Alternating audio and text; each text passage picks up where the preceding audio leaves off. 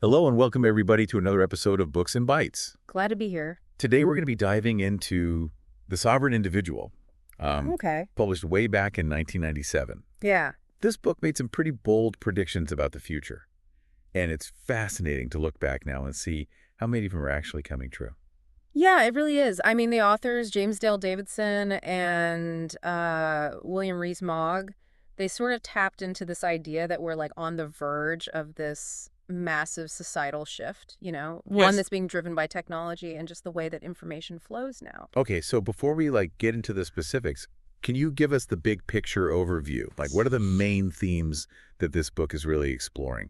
Yeah, so at its core, the sovereign individual is arguing that nation states are kind of losing their grip on power. Okay. And this is thanks to things like globalization and, the rise of the digital economy, which really just doesn't care about borders anymore. Right.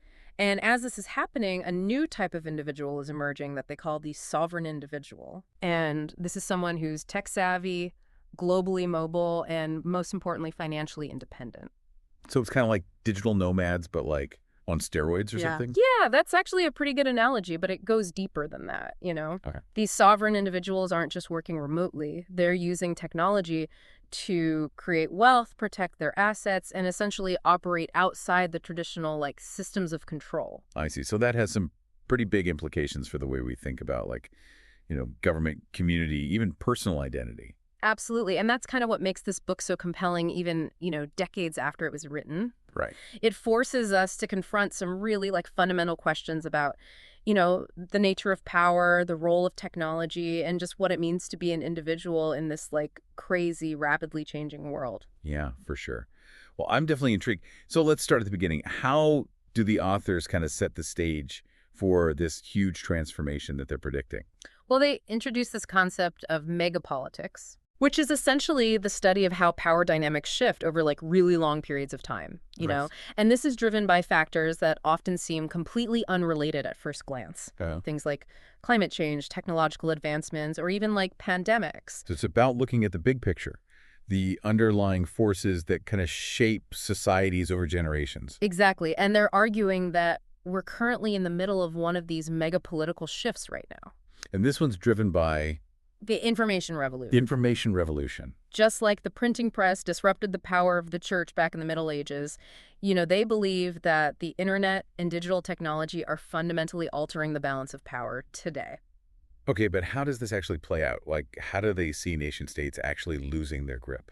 They have this really vivid metaphor of farmers trying to contain a flock of cows with wings. Okay. So the cows in this case are individuals who can now generate wealth and operate outside the traditional system. Yeah. Thanks to technology and the farmers, the nation states are struggling to keep them penned in to extract taxes and, maintain control. So it's not just about the internet making it easier to communicate or do business across borders. It's about a fundamental shift in the way that wealth is created and who has access to it. Exactly. And as more and more individuals gain this kind of economic autonomy, the authors argue that the nation state will eventually starve to death as its tax base just erodes. Wow, that's a pretty bleak picture. Yeah. But what are things like national security? Surely governments still play a vital role in protecting their citizens. Yeah, they definitely address that. And this is where this idea of the logic of violence comes in. Okay. So for centuries, nation states have held this monopoly on violence. Right. They use their military might to enforce their authority and protect their borders. But they're saying that's changing. Yes, they argue that in the information age, violence itself is becoming less decisive. Cyber warfare information, leaks, economic sanctions, these are all forms of conflict that don't rely on brute force in the traditional sense. Right, so it's not about armies clashing on battlefields anymore. It's about information warfare, hacking, disrupting systems. Exactly. And that has huge implications for who holds power. Right. It means that individuals and smaller, more agile groups could potentially wield a lot of influence just by mastering these new tools. So the internet is like the great equalizer in a way. It's giving individuals and small groups the kind of leverage that was once reserved for big, powerful nation states.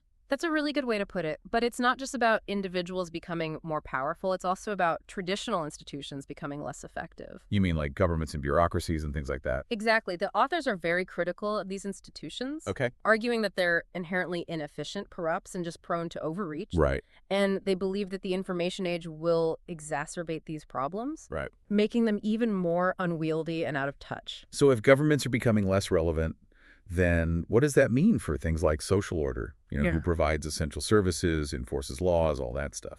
That's a really big question, and it's one that the authors explore in depth.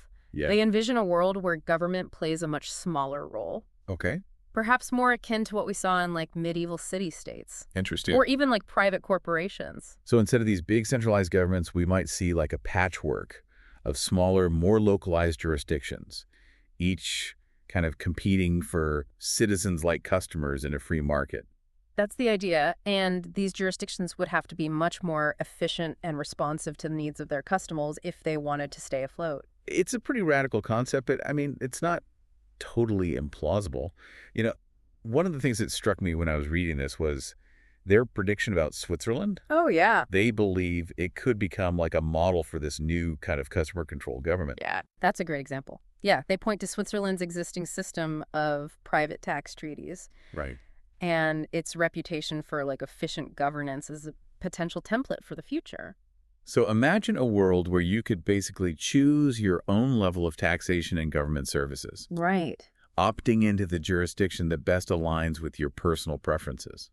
That's the vision they're putting forward, a world where individuals have much more control over their own destinies, Yeah. where they're not bound by like the arbitrary lines drawn on a map. It's definitely a very thought-provoking idea, but it also raises some concerns, doesn't it? Sure. I mean, what about people who can't or don't want to become these sovereign individuals? Like, what happens to them in this new world order? That's one of the big questions that the book really grapples with. Right. And it's certainly something that critics have seized upon. Yeah. They argue that this vision of the future could lead to even greater inequality Right. with a small elite of sovereign individuals enjoying, unprecedented freedom and autonomy, while everyone else is just left to fend for themselves. It's a valid concern for sure. And it gets to the heart of what the authors are really proposing. Yeah. This idea of a fundamental shift in the relationship between individuals and institutions. Right. They're essentially arguing that the old social contract is breaking down. Right. That the traditional obligations between citizens and governments just aren't sustainable anymore in the information age. Yeah. And they're proposing this new model, one that's based on individual choice and market forces. Well, what does that actually mean in practice? Like, how would this new world actually function? Well, that's where things get really interesting, and that's what we'll explore in the next part of our deep dive. Sounds good. I'm ready to hear more. All right. So, to really grasp the world that the sovereign individual lays out, I think it's crucial to understand how they see technology like transforming the very fabric of society. Right. It's not just about like gadgets or the internet. It's this fundamental shift in the way we live and work and interact with each other. Yeah, you're right. They spent a lot of time talking about how information technology is like turning traditional power structures on their heads. Yeah. And creating all these new opportunities for people to become more autonomous. Exactly. And one of the big ideas they put forward is that command and control systems, the ones that have been dominant for centuries, Right. they're becoming less effective in this new world where everything's so interconnected and complex. So the old top-down models of government and business are just not agile enough to keep up with how fast technology is changing. That's their argument. They see these like rigid hierarchies as just too slow to adapt. And they contrast this with distributed networks, Right. which they believe are far more resilient and adaptable. Can you give me an example of what they mean? Sure. Think about the internet itself. Okay. It's a decentralized network that can just route around damage or disruption. No single point of failure can bring the whole thing down. Oh, I see. So they're saying that this same principle of decentralization will apply to other areas too, Right. like business finance, even governance. Exactly. Instead of these big hierarchical organizations, they envision a landscape that's much more fragmented, Okay. with all these smaller, more agile entities, all interconnected and constantly evolving. So it's almost like this living organism that's constantly adapting and reshaping itself. That's a really good way to visualize it. And within this dynamic environment, they see the sovereign individual kind of thriving, you know. Right. They're the ones who can navigate all this complexity, who can leverage technology to create value and connect with other people Yeah. who share their interests and goals. That makes sense. But it also raises a question for me, like, if all the old power structures are crumbling Yeah. and the new ones haven't fully formed yet, Right. what's to prevent this transition from just descending into chaos? Well, that's where this new morality they talk about comes in. Okay. They believe that the information age demands a different set of values and principles, Okay. ones that prioritize individual responsibility, trust, and respect for property rights. So it sounds like they're kind of advocating for a more libertarian approach, where individuals have more freedom, Yeah. but also more accountability for their actions. You could definitely say that they're very skeptical of big government and traditional social safety nets. Okay. They believe that people should be empowered to make their own choices and take responsibility for their own well-being. But isn't there a risk that this could just lead to even more inequality? Sure. I mean, what about those who are already disadvantaged? Right. Will they be left behind in this new world? It's a valid concern, and it's one that the book doesn't fully address. Okay. However, they argue that the information age will create all these new opportunities for wealth creation, Okay. and that even those who are currently struggling can improve their lives if they're willing to adapt and embrace the new realities. So it's about like developing new skills, becoming more entrepreneurial, more self-reliant. Exactly. They see the future of work as increasingly decentralized, with traditional employment kind of giving way to a more flexible, project-based economy. It's almost like we're going back to the guild system of the Middle Ages, Yeah. where skilled artisans and craftsmen worked independently but also collaborated on bigger projects. There are definitely parallels there, and it's important to remember that they wrote this back in 1997, Right. long before the gig economy and remote work became so commonplace. It's kind of amazing how much they anticipated. So in this new world of work, Yeah. what skills and mindsets do they see as being most valuable? Well, they emphasize the importance of continuous learning and adaptation. Okay. They argue that the pace of change is only going to accelerate, so individuals who can keep up will be the ones who thrive. So it's a call for like lifelong learning, constantly upgrading your skills and knowledge to stay ahead of the curve. Yeah, that's a great way to put it. And they even go so far as to suggest that traditional education systems, which are often slow to adapt, Right. might become less relevant. So instead of relying on formal institutions, people will need to take more responsibility for their own learning, Right. seeking out knowledge and skills that are actually applicable to the work they want to do. Precisely. And they see technology playing a huge role in this, Right. providing access to information and educational resources that were previously unavailable. It's fascinating to think about how this shift might play out. And, one of the things I found really interesting was their discussion of specific technologies Oh, yeah. that they believed would like reshape the world. Yes, they were definitely ahead of their time in many ways. Yeah. They talk about virtual reality, digital currencies, artificial intelligence, all these things that were barely on the radar back then. And while not all their predictions have come true in exactly the way they envisioned, Right. it's remarkable how much they got right. It really is. They saw the potential of these technologies to disrupt existing industries, empower individuals, and just create new forms of social and economic organization.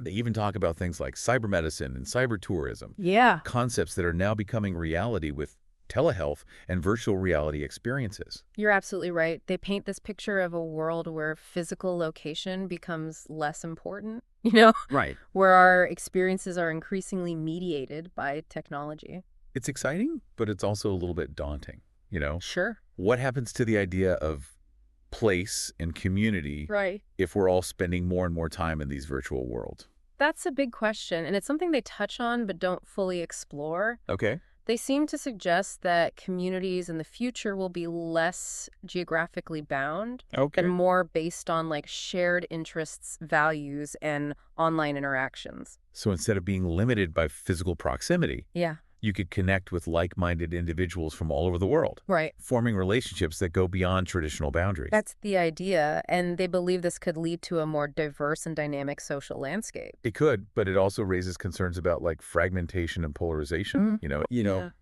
If we're all retreating into our own little echo chambers online, how do we bridge those divides and build a sense of shared purpose? That's the challenge, and it's one that we're still grappling with today.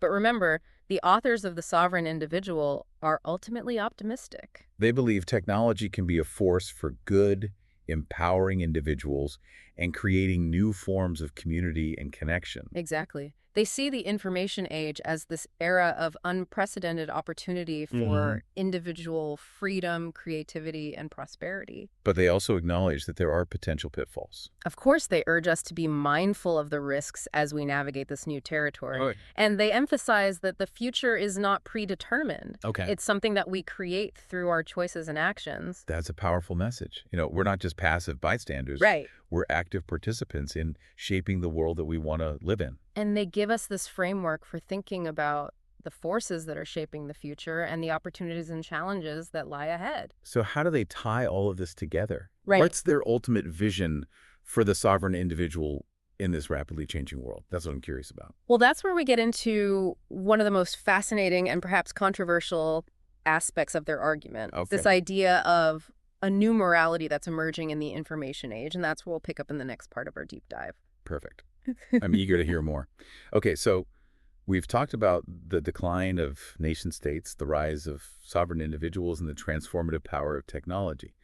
But now I really want to dive into this idea of a new morality that Davidson and Rees-Mogg propose in the sovereign individual. What exactly do they mean by that, and how does it fit into this whole picture? Well, they argue that the information age isn't just changing our political and economic systems, it's also challenging our fundamental values and beliefs. Yeah. The old morality rooted in things like duty and loyalty and sacrifice to the collective, well, it's becoming less relevant in a world where individuals have more freedom and autonomy. Right? It's like the rules of the game are changing, and the old playbook doesn't really apply anymore, but what does this new playbook look like? What values do they see replacing the old ones? They believe that efficiency, individual responsibility, and trust will be paramount in this new era. Yeah. I mean, think about it in a world where information travels at lightning speed and transactions occur across borders in the blink of an eye. Those qualities become absolutely essential for success. That makes sense. If you're constantly interacting with people online, Mm-hmm. you need to be able to figure out if they're trustworthy really quickly and efficiently. You can't rely on traditional institutions or social hierarchies to vouch for people anymore. Exactly. And this ties into another really interesting point they make. They believe that honesty will become a much more valuable asset in this new cyber economy. In a world where your reputation can be easily tracked and verified online, your word basically becomes your bond. So it's almost like we're going back to a more traditional form of reputation-based commerce, but on a global scale and powered by technology. That's interesting. But Hmm. if this new morality is all about individual responsibility, does that mean they're advocating for a more ruthless dog-eat-dog world? Not necessarily. While they champion individual liberty and self-reliance, they also recognize the need for cooperation and collaboration. They see sovereign individuals forming their own communities and networks based on shared values and interests. So instead of being bound by geography or nationality, you could choose your own affiliations, forming bonds with people who share your worldview, regardless of where they live. Right, and they believe that this could lead to a much more diverse and vibrant social landscape where individuals have more control over their own identities and destinies. But couldn't this also lead to more fragmentation and division if everyone's just retreating into their own little ideological enclaves online? How do we find common ground and address those big challenges that we all face? It's a valid concern and one that we definitely need to be mindful of, but they argue that the information age also offers new tools for building bridges and fostering understanding. Technology can connect us with people from all sorts of different backgrounds and perspectives, exposing us to new ideas and helping us find common ground. So it's kind of a double-edged sword. It has the potential to both unite and divide us depending on how we use it. Exactly. And they believe that sovereign individuals, with their embrace of technology and their focus on individual responsibility, will be well equipped to navigate this complex new landscape. They'll be able to build their own networks, forge their own paths, and create their own opportunities. It's a bold and optimistic vision of the future, but I'm curious, how do they address the concerns about inequality that we talked about earlier? What about those who are unable or unwilling to embrace this new way of life? They acknowledge that not everyone will thrive in this new world. They even predict a potential resurgence of something similar to the feudal system, with a small elite of highly skilled sovereign individuals supported by a much larger class of service providers. So they're not naive to the potential downsides of this shift in power. No, they're quite realistic about the challenges ahead, but they also believe that the information age will create new opportunities for upward mobility. They see education and access to information as key to empowering individuals and leveling the playing field. So even though they're critical of traditional institutions, they still see a role for education, albeit a different kind of education than what we're used to. Right, they emphasize the importance of lifelong learning, of constantly adapting and upgrading your skills to stay ahead of the curve. They believe that individuals who are proactive and resourceful will be able to carve out their own niches and succeed in this new economy. It's a call to action, a challenge to embrace the opportunities of the information age while also being mindful of the risks. Exactly. They want us to see ourselves as active participants in shaping the future, not passive victims of forces beyond our control. Well, they've certainly given us a lot to think about. The Sovereign Individual is a dense and challenging book, but it's also incredibly insightful and thought-provoking. Even though it was written almost 30 years ago, it feels so relevant today. I agree. It's a book that really makes you question your assumptions, reconsider your place in the world, and just imagine what the future might hold. And that's what we've tried to do in this deep dive.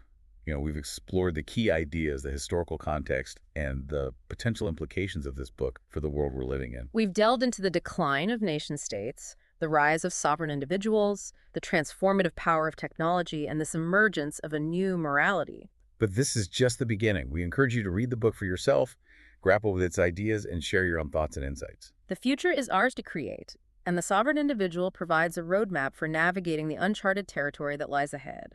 Thanks for joining us on this deep dive. Until next time, happy reading.